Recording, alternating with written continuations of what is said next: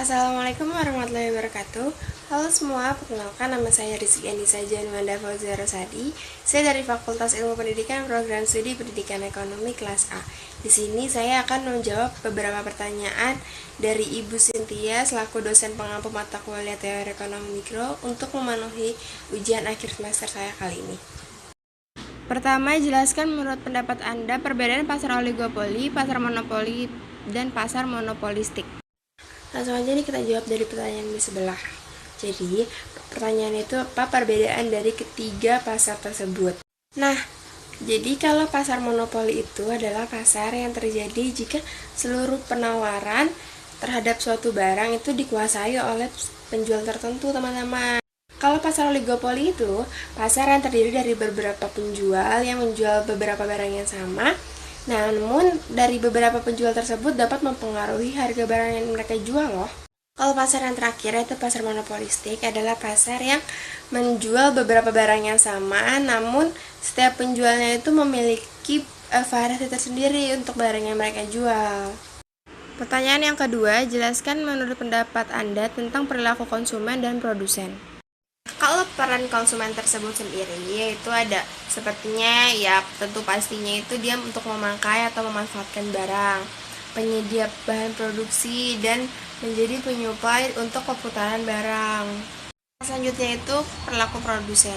Jadi produsen itu adalah manusia atau seorang yang menciptakan atau menjual jasa. Jadi dia memanfaatkan hasil mereka untuk mendapatkan laba.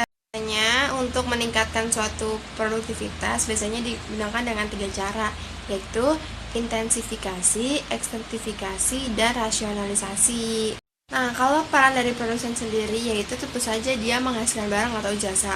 Yang kedua, dia juga meningkatkan PDB, dan yang ketiga, dia mengeluarkan inovasi-inovasi dari produksi yang ia buat. Yang ketiga, jelaskan menurut pendapat Anda apa itu pasar persaingan sempurna. Jadi, pasar sempurna itu adalah pasar yang di dalamnya terdapat transaksi antara penjual dan pembeli. Nah, transaksi tersebut itu dapat berupa penawaran dan permintaan barang. Nah, ciri-cirinya itu tentu saja harus ada penjual dan pembeli. Nah, yang kedua itu barang yang dijual penjual harus bersifat homogen. Penjual juga bebas untuk membuka atau menutup usahanya, dan penjual dan pembeli harus sama-sama mengetahui harga yang jelas. Yang keempat, menurut pendapat Anda, hal apa yang menyebabkan terjadinya kegagalan pasar? Jelaskan.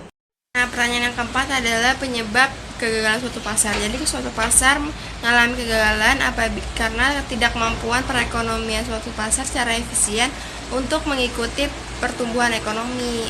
Suatu pasar dikatakan gagal apabila ia tidak mampu menyiapkan barang secara optimal untuk kebutuhan sosial.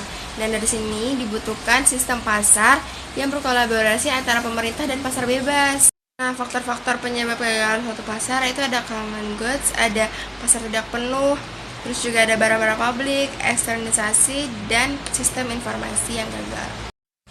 Nah, seperti saja jawaban dari saya, kurang lebihnya mohon maaf. Wassalamualaikum warahmatullahi wabarakatuh.